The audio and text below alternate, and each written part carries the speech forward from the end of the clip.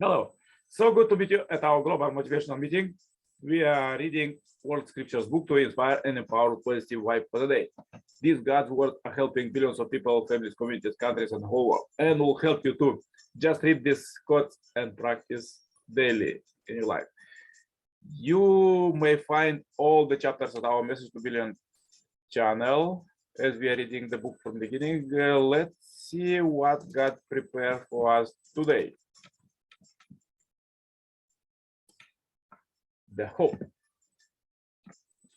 Hope is integral to faith in God. A hopeful view of the world's future follows from faith in the God of history who is moving forward to fulfill his promises. God has promised an end to violence and oppression, poverty and sorrow. Even though people do not always see the realization of their hopes in this world, they can still hope for a future beyond death, a new life in the eternal world. Therefore, God created human beings to hope, and by keeping hope alive, we can draw closer to God. Father Moon teaches that in the religious life, we should keep a positive and hopeful attitude, even maintaining our vision and our hopes regardless of the circumstances. We should keep our minds fixed on eternity with a hope that transcends even death. We should carry the torch of hope, following in the footsteps of Abraham, Isaac, Jacob, Moses, and others who, in the words of the letter of the Hebrew, possessed the conviction of things unseen, assurance of things hoped for.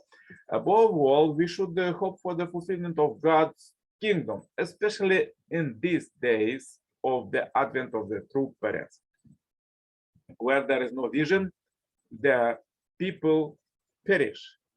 Youth may fade in the be weary, and the young men may fall exhausted, but they who hope in the Lord shall renew their strength. Behold the eye of the Lord on those who fear him, on those who hope in his steadfast love, that he may deliver their soul from death and keep them alive in famine. Our soul waits for the Lord. He is our help and shield. Yeah, our heart is glad in him because we trust in his holy name. Let thy steadfast love, O Lord, be upon us, even as we hope in thee. Let him who hope for the encounter with his Lord work righteousness and not associated with his Lord's service anymore. Anyone. Now faith is the assurance of things, hope for the conviction of things not seen. For by it men of old received divine approval. By faith, we understand that the world was created by the word of God, so that what is seen was made out of things which do not appear. By faith, Abel offered to God a more acceptable sacrifice than Cain, through which he received approval as righteous. God bearing witness by accepting his gifts. He died, but through his faith, he is still speaking. By faith, Enoch was taken up so that he should not see death. He was not found because God has taken him. Now, before he was taken, he was arrested as having pleased God. And without faith, it is impossible to please him. For whoever would draw near to God must believe that he exists and that he rewards those who seek him. By faith, Noah, being warned by God concerning events as yet unseen, took he then constructed an ark for the saving of his household. By his he condemned the world and became an heir of the righteousness which came by faith. By faith, Abraham obeyed when he was called to go out to a place which he was to receive as an inheritance. And he went out not knowing where he was to go. By faith, he sojourned in the land of promise, as in a foreign land, living in tents with Isaac and Jacob, and with him of the same promise. For he looked forward to the city which has foundations, whose builder and maker is God. By faith, Sarah herself received the power to conceive even when she was past the age, since she considered him faithful who had promised. Therefore, from one man and him as good as dead were born descendants as many as the stars of heaven and as the innumerable grain of sand by the seashore. These all died in faith, not having receiving what was promised, but having seen it and agreed it from afar, and having knowledge that they were strangers and exiled on the earth. For people who seek that, make it clear that they are seeking a homeland. If they had been thinking of that land from which they have gone out, they would have had an opportunity to return.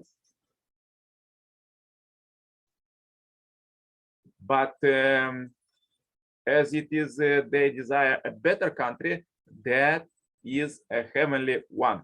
Therefore, since we are surrounded by so great a cloud of witness, let us also lay aside every weight and sin which clings so closely, and let us run with perseverance the race that is set before us, looking to Jesus, the pioneer and perfecter of our faith, who for the joy that was set before him endured the cross, despising the shame, and is seated at the right hand of the throne of God. What more should be what we are?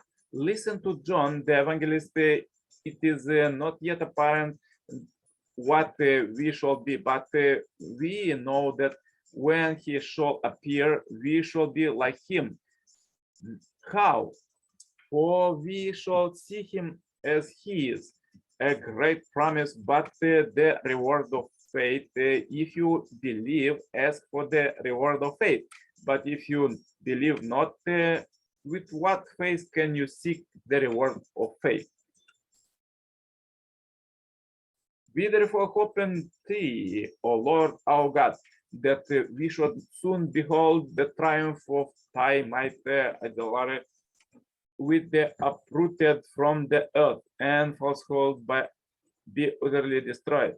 We hope for the day when the world will be perfected under the dominion of the Almighty, and all mankind will learn to revere thy name, when all the wicked of the earth will be drawn in penitence unto thee. O my, all the inhabitants of the world, recognize that unto thee every knee must bend, every tongue pledge loyalty before thee, O Lord our God. May they bow in worship and give honor to thy glorious name. May they all acknowledge thy kingdom, and may thy dominion be established over them speedily and formal. For sovereignty is thin, and to all eternity thou wilt reign in glory. Difficult and painful as it is, we must walk on it the days ahead with an addition faith in the future, when our days become desire with low hovering clouds of despair, and when our night became dark than a thousand midnight. Let us remember that there is a creative force in this universe working to pull down the gigantic mountains of evil, a power that is able to make a way out of no way and transform dark yesterdays into bright tomorrow. Let us realize the arc of the moral universe is long, but it bends toward justice. Further, it quotes from the second coming Messiah, Father, Son, and Moon. Hope brings with it a revival, development, victory, and prosperity. The highest hope of human beings is to reconnect with God, because God continues to have eternal hope. Today, we too continue to cherish an eternal hope. God works through the person who lives for the future, studies for the future, fight for the future, hopes for the future, and goes forward to make a new future. A person entertain all kinds of hope in his life. However, in the end, he runs into death. He passed away having left behind all the hopes he had fostered. Although he wandered through life seeking new hope, wishing to live today and tomorrow, when he runs into death, he goes the last path in despair. Self-centered people may seem to have hope, but they lack the hope that can carry them over the hill of death. As they approach the time of their death, they lose all hope and just fade away. Shall we die in this manner, or shall we find the one hope by which we can go beyond death, scoffing at death and even delighting in it? This is the most crucial question for human beings living on earth today. Heaven had made limitless effort to equip people with a hope that transcends death in order that they might live with their eyes fixed on the external world. Therefore, people who lead a religious life should not live embracing earthly hopes, but should live entertaining the hope of transcending death. They should dream a world where hope springs eternal. While enduring suffering and hardship, we keep a hopeful spirit. We get down on our knees and pray, "Oh God, please let our hope be realized." We inherited this spirit from our forebears, and we will pass it down to our descendants. We are not like ordinary people who, when facing the same circumstances, would easily blame God, saying, "If God exists, why does he let his people suffer?" May we go forth with a bold and vibrant attitude as God's hopeful sons and daughters going toward the nation of peace, the peace of the kingdom of heaven. Today is the day of the proclamation of true parents, although this is a world without hope, where people do not believe in anything or hope of anything. One sprout of hope is blossoming, the true parents. Snow and cold wind of the bitter dark night lift off the weight of your cold rotten hand. Spring breeze will case you and bring flower fragrances, breath in new life and suffocated hills. So you must thoughtless of winter wind blow, doom and the moment you too shall be calm. Spring breeze will chase you and bring flower fragrances, breath in new life to the suffocated hills. But I awaken you meadow lark being. Our land has suffered this nightmare too long. Spring winds will chase you and bring flower fragrances, breathing new life into suffocated hills.